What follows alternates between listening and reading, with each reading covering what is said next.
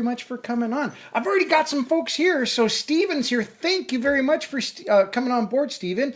Paul is here. Really cool. I'm so glad you guys are here. So now, if you're watching, I got to get my glasses right. If you're watching this as a replay, thank you very much, because I noticed that a lot of people watch during, but then there's a lot of people that watch it after the fact, because I do repost this on Saturdays. So it'll be posted at Saturday. Last time I did it at like midnight instead of 10 a.m., which is my normal posting time. And folks seem to really appreciate that. So I'll probably do it at midnight, like Saturday 01 a.m. And that'll be the replay. So thanks very much for coming in. I had a brilliant time this week, because the upstairs attic in my D&D diorama, and let's take a quick look at some pictures here. The upstairs of it, I started working on it and telling you about yesterday. Here is a good look at the overall diorama. The left-hand side's the front view of it. The right-hand side is like the rear, so you can see into those buildings. And we're working at the very top in Kulgan's Arcanum. So here's where we left off last week. I had built this little higher area in there, some steps and a railing, and there's a little bookshelf or something back there. But that's kind of it. That's where we left off. But now we got this, because what I was able to do is add a bunch of fun details, like scrolls and tomes and I put desks in there, and I made it look like this really cool old place where he would work. Then below on the main level, because the higher level and lower level, I have these. I have an archaeology kind of a table, an astrology table, this celestial globe that I had fun working on last week, because this was a dire situation. I painted that with, it was like Krylon, primer, and paint. So it's like this double thing, it's rattle can. You paint and primer and paint, but then it's also 2 times. So it just floods. So I just did man, it just globbed paint on this. And so I had that little celestial globe there. I had a heck of a time last week kind of getting that paint off of there and then redoing it, because I did a lot of like texturing and stuff like that. So that was fun and exciting to fix it, because I was not sure if I was going to be able to. And I love how it came out. So now we're also going to talk about these little pieces that I'm using in here. Let me go up a little bit. See all these little pieces? They're from a Japanese, I think they're a Japanese company. We bought them through Plaza Japan, a website that Mrs. Modelcraft and I, go to. She gets these little figurines, and they're Sumiko Garachi, and they're fun little, plastic, heavy duty, like flexible plastic. They're not rigid. It's kind of this flexible plastic. It's like the same thing that like your little figures are maybe mounted out of. So it's going to take a lot of abuse. So that's what these are. These are from Re-Ment, R-E-M-E-N-T, and they're just perfect for this. Now, I did a lot of scratch building too, so we're going to look at my scratch building, but just repainting these things was great to put them in my little upper place here for Kulgan to make this a really fun little attic. Now, the other thing I did was I tried to age it, but just put a little bit of dust on it, because you'll see when I build these and I show you how to build them and stuff like that. And I've got the top down all set up so I can show you how I made the little scrolls and stuff like that. Once they're made, they look kind of too new. And so I am going to show you the rain marking solution that I use. And this is not my solution. This is from, excuse me, this is from Night Shift. And I've got a slide to show you.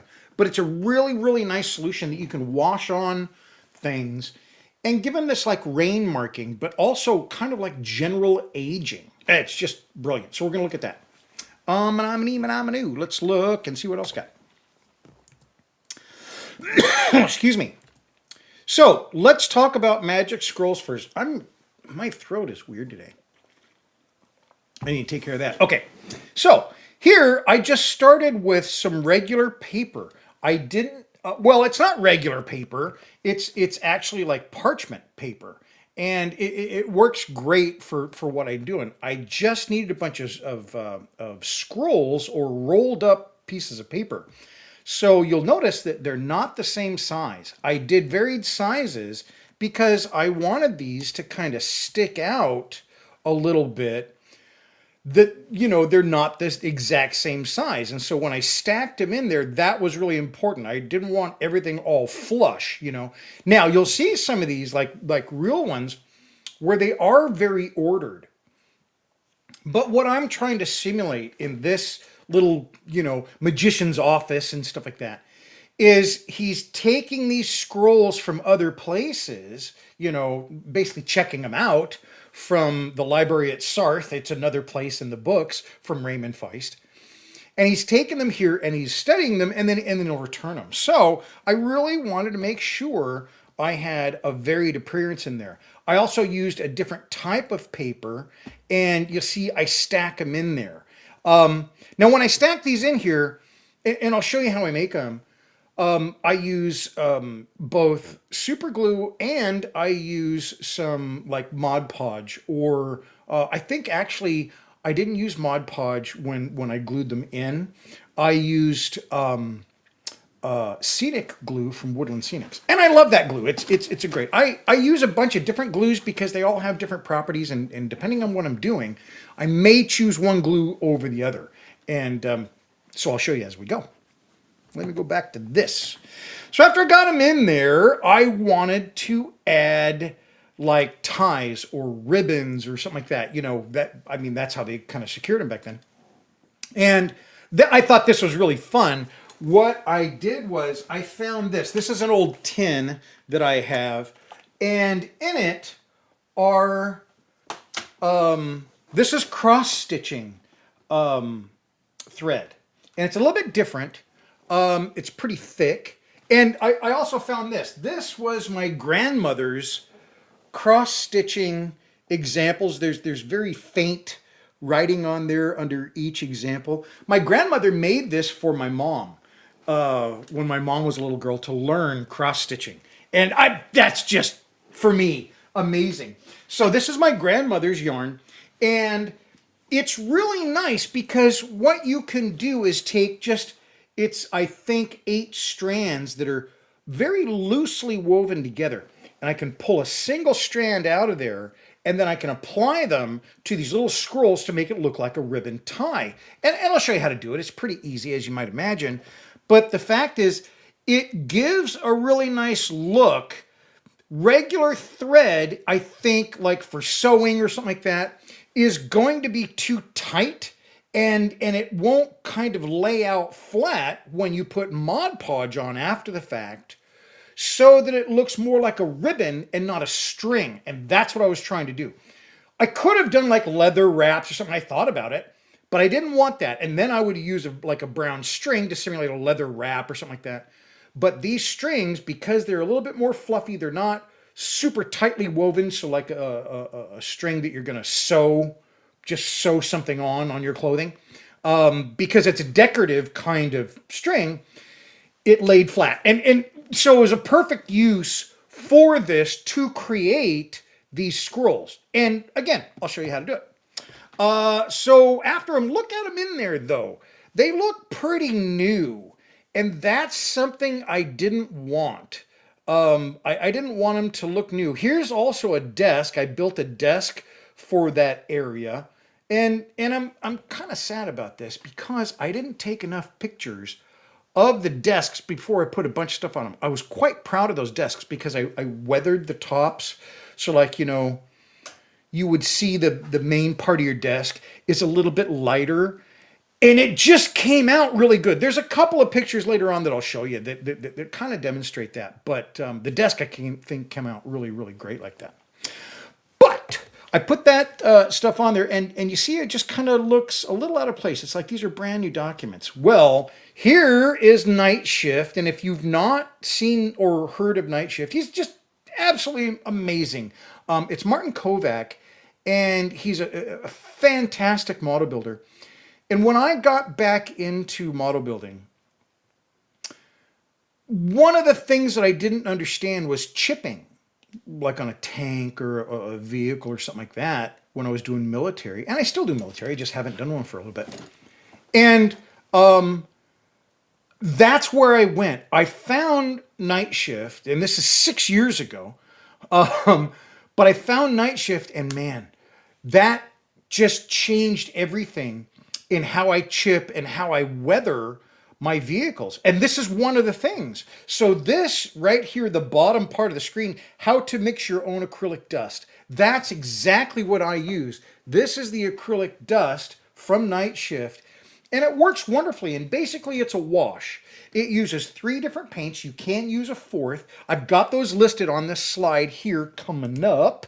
There are the paints, so you can take like a screenshot or something like that, or I'll put it in the description as well. But this is his Night Shift's formula for making this, and it's wonderful because what it does is it leaves a dusting, and it does look like dust. It leaves a dusting on anything that you put it on. So when I'm working on these documents, this is after they've been applied. Now you see, because I'm wetting it down, it's a combination of water and Tamiya lacquer paints and stuff. As I wet these documents down with that, it makes them crinkle a little bit more. It adds a little bit more age to them.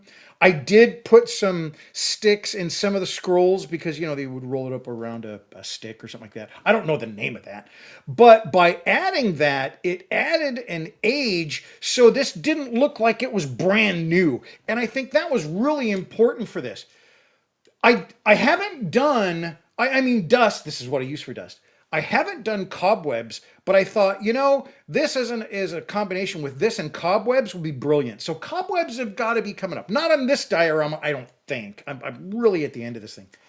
But that's definitely something I want to try in the future. I've never done it, and I know the process, and I know what people have done, and all that.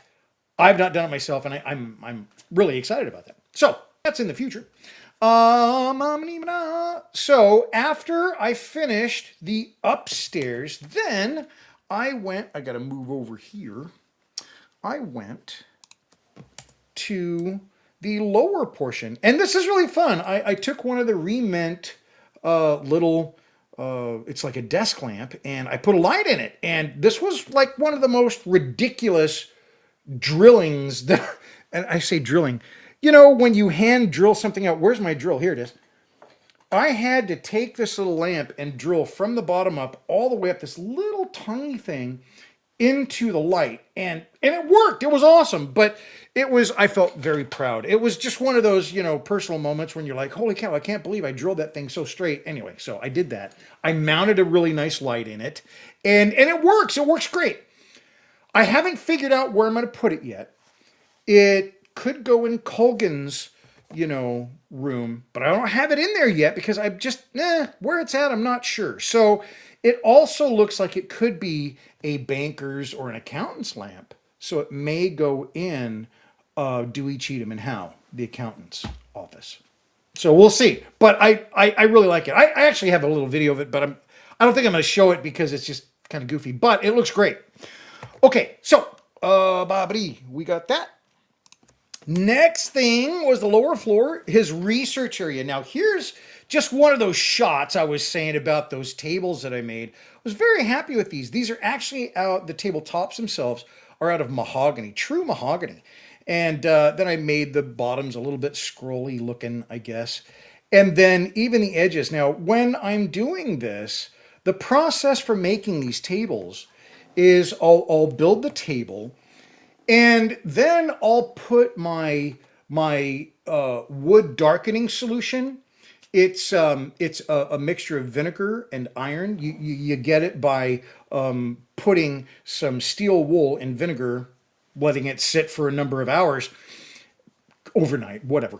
And then when you're done with that, the iron in that steel wool breaks down into the vinegar, and then you have this solution that darkens wood. I use it all the time. It's an old model railroader trick for darkening wood. That's where it's from, because it's been around forever. It's not something I figured out. But I use it, and when you use that on a wood, it'll get dark. It does interact with the wood. It makes it, darken, but you can still sand away that surface. And that's what I did with these tables. I sanded away these little surfaces to try to get, like, on the edges, it's a little bit lighter. It's a very, very small effect, but your eye, looking at one where it's not done and one that it's done, your eye will pick it up. That one looks a little bit more natural. It's got a little bit aging on it. So that's what I did to all my tables and stuff. And then repainted the Re-Ment stuff. I added some documents, rolled up maps and things like that. Little things. And then this is how they look inside. Now here is the celestial globe stand. Now this was fun because this is the thing that I said earlier. As I was working on this, I used some Krylon rattle can primer / paint. And it was kind of a dumb reason. I've got all the paints here, and I've got my spray booth right there. But Ghost was in here, and Ghost doesn't like the airbrush. Well, he doesn't mind the airbrush. He doesn't like the compressor kicking on. And he was just sleeping. So I go, I'll just use some of this primer, and it's primer plus paint. You know, it's like, and then it has the 2X on the label. So it's like, it really dumps the paint out. So I used that. Oh my gosh. This thing got so gummed up. I'll take out the globe. But this thing got so gummed up. I mean, it was tacky.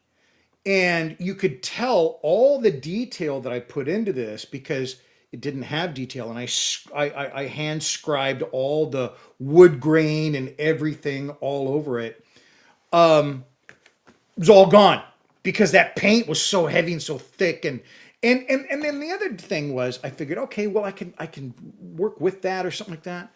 The following morning, it hadn't cured. Now, it was dry to the touch, but it was still a little tacky. You know, some of those acrylic heavy, well, it's not acrylic, it's a lacquer, like an enamel kind of paint. That stuff goes on so heavy that it will go on, it'll dry, but then it'll have to cure. And that can take days because then it gets a rock hard, cure to it because all the, propellants and carriers, they gas off. Well, that wasn't happening. So something wasn't going on. So I had to strip this thing back. I did. I was a little freaked out because I wasn't sure how well it was going to use, but I used Tamiya lacquer thinner and it worked wonderfully. I just used a bunch of Q-tips, got it all off. That's what got us back to this. This is after stripping. But I was able to recover my detail. It did not wonderfully take off the old gold color that originally, it was painted with. I did repaint that, but it didn't take that off, and I was really happy about that. So here you can see more of that grain. Here you can see a little bit more on the posts, the grain in there. And then I went back and taped it up, painted it, and then did some more aging to it. And I think it just really came out. There, I think, is a great shot of that grain. And again, that wasn't there. This was all just smooth plastic. And I put all that grain on. So you can do it, and you can paint it up, and I think it looks pretty darned real. There's the edges. Now, those little cuts, the little cuts that you see in here on those corners right there, I'll go back to the picture. That little cut right there was not in the original design. But as a woodworker, I understand if you're going to have a joint like that, there will be a seam there. With wood, that's how you make a circular pattern. And so that way the grain goes in the proper direction. So by making those cuts on those corners and then making the grain with my little scratch saws and stuff like that, these little hand saws and things like that, comes in a little set. Then I was able to get that grain back in there, and I think it looks great. When you get up on it, the grain looks better, not worse. So Figured that guy out, very happy about it. Here is the archaeological table. Same thing with the table, made a nice little table for it. And here I've got more archaeological looking things, if you will. There are the edges. You can see they're a little bit lighter. Try to make it look like it's used. These are actually maps I found online of medieval maps. This is the oldest map in the world that we're looking at right here. And I just downloaded it, put it on there. This is just a skeleton's hand, completely out of scale.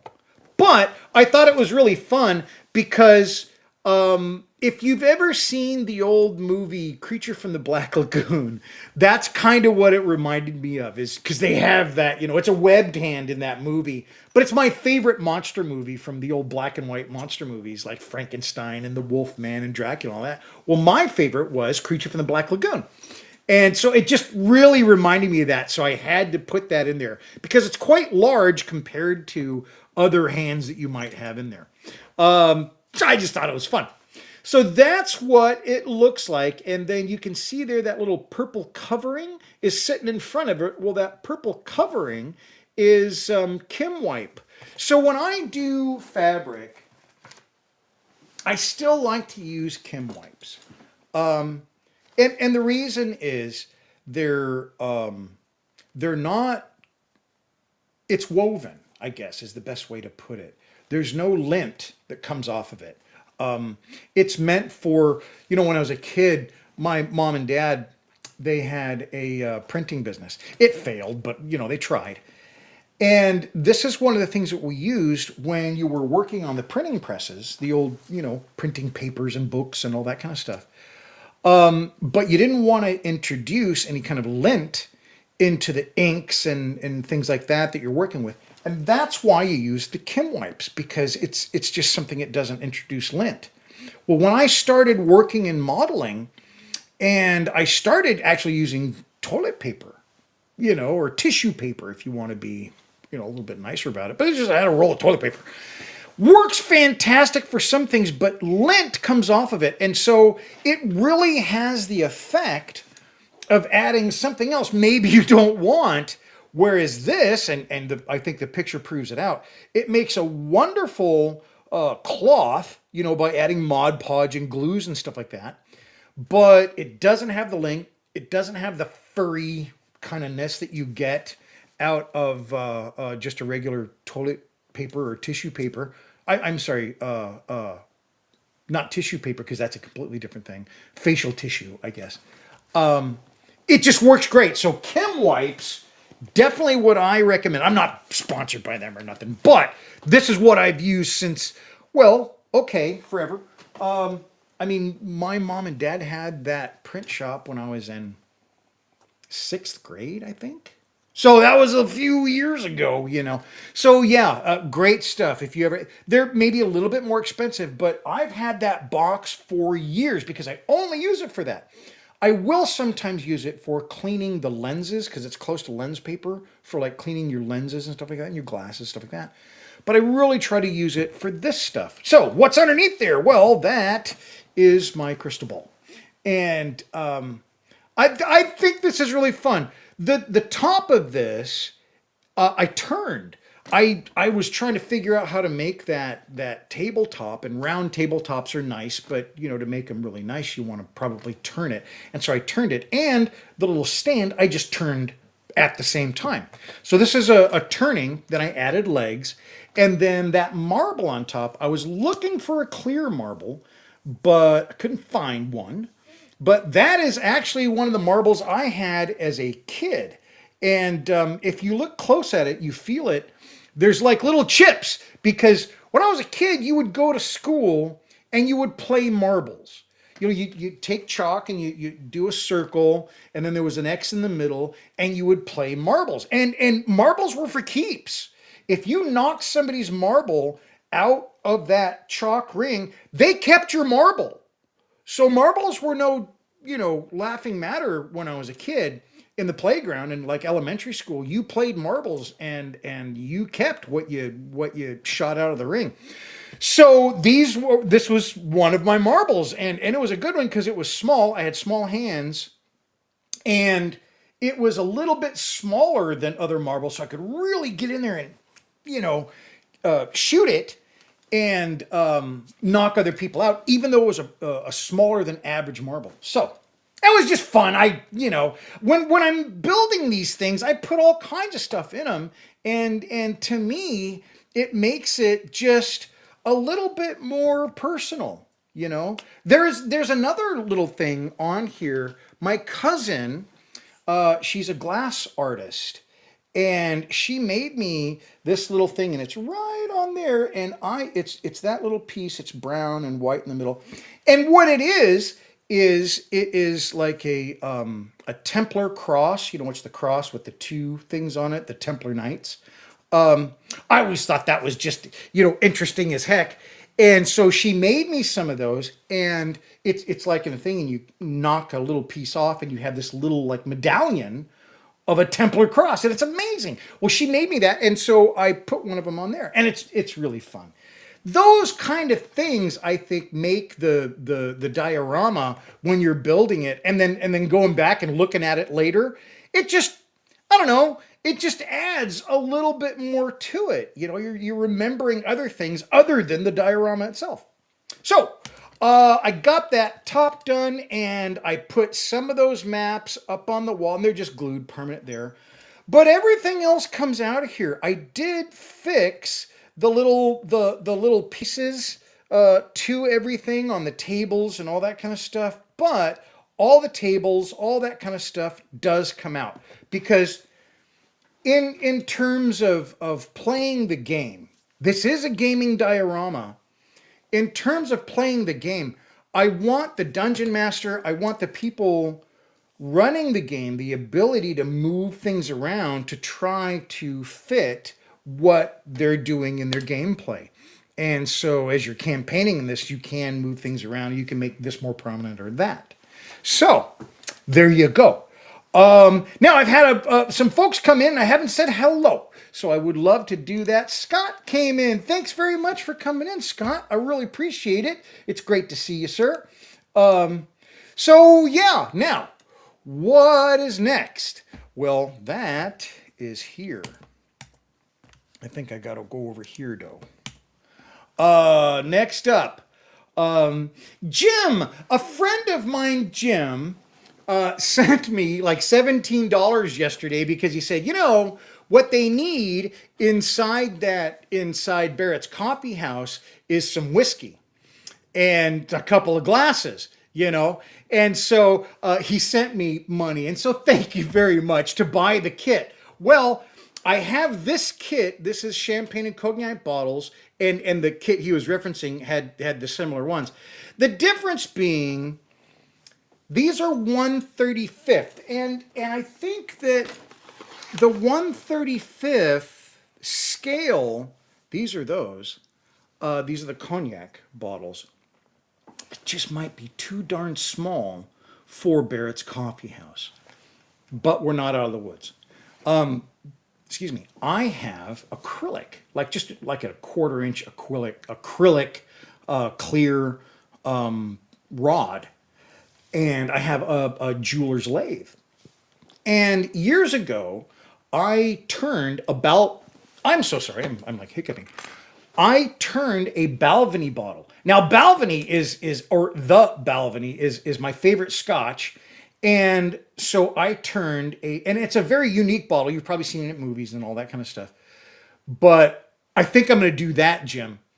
I do want to turn that so I can turn that bottle and a couple of glasses, and that's going to be Jim's contribution to the diorama, which is brilliant. So thank you very much, Jim. I really appreciate it, and thanks. That was really, really fun. He sent a suggestion, and I'm not telling other people to do this, but he sent a suggestion, and then he said, "Hey, here, I'm going to kick in some money for the scotch too." So that was great. So that was really fun.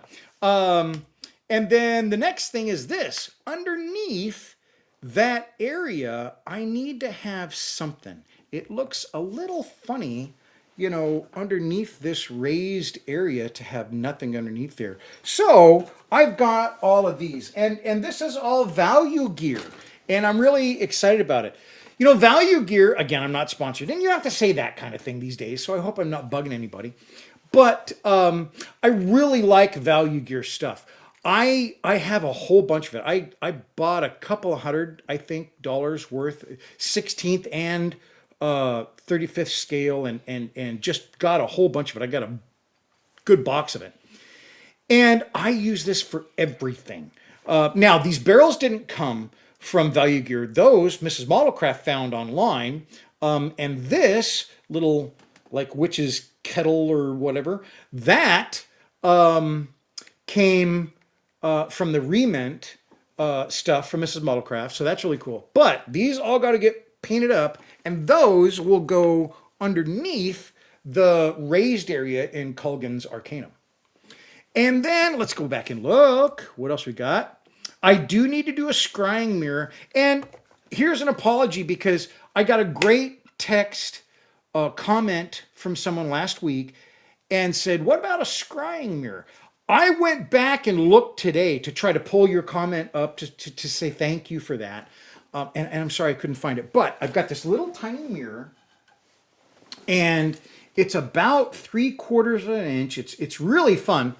And I want to make a scrying mirror for like, there's this one area behind Kulgan's study. I think it'll fit perfect in, and just right with everything else that's going on there. So that's coming up. And then Patreon. So big announcement, Patreon is coming back. These are my patrons. They're still all there. And thank you so much, folks. What I did was 2 months ago, when I was trying to figure out what in the heck was going on with my channel, because I wasn't making enough money and I wasn't being able to support, like, literally the subscriptions that you honestly need to keep your channel going. All those are coming up, and I'm like, well, I can pay these, but the channel is not supporting itself and hasn't yet. So that was bothering me a lot. And since then, I've done a lot of stuff to the channel. The channel is actually doing much better now. My numbers have all come up and stuff, and I've implemented a few things. I'm teaching and coaching. I have a person that contacted me, and we're coaching and stuff and building classes.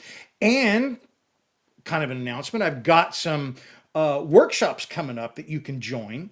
But the other thing is I'm bringing Patreon back. I had a wonderful conversation with a couple of people, and they both said, man, you got to do it. And so I've got a much better idea. Patreon's coming back with exclusive content plus preloads for my videos going up. And I think you're going to really like it. So on the 17th of this month, and I will put more notifications in Patreon, on the 17th of this month, it starts charging again, and I'm going to let that happen. If you should want to unsubscribe, you certainly can. I don't fault anybody for that, because I mean, I haven't done anything with it for 2 months. If you want to stop, please do that before then, because I don't want to charge you. I can't do too much if it charges you and you didn't want to, renew. But it will start charging. There's one price for everything on my Patreon, and it's going to be exclusive content. And then I don't know. Well, I do know. I'm not going to be doing the weekly group builds anymore. That was part of Patreon previously. I did a weekly group build, but I will have, like, just, hey, we're going to do a build, and it'll be at the beginning of the month, I'll say, hey, this month we're going to do a build. And then I will have a build, and then everybody can come in from Patreon. Now, I've got some folks, John, as a matter of fact, John Robeck, I'm still going to be meeting with him. I haven't heard from John for a little bit, but I'm still going to be meeting with John, just he and I, because we're friends. But I'm not going to really invite people. I mean, maybe, I don't know. But anyway, the point is, it is starting back on the 17th. So please, please, please, if you don't want to be charged, I don't want to, cause you any grief there. Just go ahead and go to your Patreon account and say, yeah, I don't want to be recharged. But it'll kick back on the 17th, and I will have more things to see in there prior to that. So I'm pretty excited about it, and I'm really excited that the money is starting to come up. It's neat that I'm able to work from home, creating this content and coaching folks and working with them on creating their own content with the techniques I use and the stuff that I do. That's very gratifying, and I really appreciate it. So if you have any questions, please ask them, because we're just about done here. And I really appreciate you coming on today. I'm kind of trying to knock these out, but I still want to take any questions you might have about the diorama and about where it's going. So ask away, but if not, then I think we're going to go ahead and call it good. Thank you so much, everybody, for coming on and watching today. Again, if you are watching in the replay, which I found out there's a heck of a lot of people that do that, I'm going to be doing the replay, I think at midnight tonight, or 12:01 a.m. Saturday morning, so that everybody has the replay. I heard a lot of this is my cup of coffee Saturday morning, which is wonderful, and I certainly appreciate it. So thank you very much. I hope you have a wonderful weekend. I will be doing a lot of working in the yard a little bit. It looks like we're going to be able to do some yard work outside, but I'm really excited about some new things that are coming in the other side of the attic. And it has to do with a guy named Pug, P-U-G. His name is Pug, and he was apprentice to Kulgan. And Chew Monster Films says, very happy to hear that update. Glad it's working out. Thank you so much. It's great. I mean, it was one of those things that I had fear, and I had all this anxiety and stuff like that. And what it really came down to, and this is a little embarrassing, was I was not prioritizing certain things in the way that I should have. I came up with this really cool schedule, and it's evolved as I've gone along. And it really kind of put me back into the mode of working at what I love doing instead of just doing what I love doing. I have to make it a job, and it is a job, and it doesn't take any of the joy out of it, because what I have to do for that, I love doing. But I just was not prioritizing it. I did not have a schedule. I do now, a very nice schedule. And it, like I said, it still modifies as I go. Like this week, I spent a full day working on stuff, which I haven't had a chance to do for an awfully long time. And it was wonderful to be able to spend an entire day at the bench working. And that's where a lot of stuff came from today. So yeah, I'm working it out. And like I said, the numbers are really starting to come back up on the channel, on my views. Folks are, saying thank you, and like Jim and Adriana and Loki hostings, it's just thank you. Thank you, thank you, thank you. It's really wonderful. And it gives me the ability to see much further into the future about projects I'm going to do. And I don't see this, oh no, I see this, oh, awesome, in front of me. And so that's wonderful. And that's all because of you guys. So thank you so much. I really, really appreciate it. So have a great day. Have a great weekend. I sure hope you get on the model bench and get a chance to do some stuff. And, if you get an idea, if you get a suggestion, if you get something, you say, hey, what about this? Just please comment about it, because I loved reading those comments. Things that go in this, a lot of them come from my friends online and their suggestions. So I'd love to include yours too. I hope you have a wonderful weekend, and we'll see ya. Bye-bye.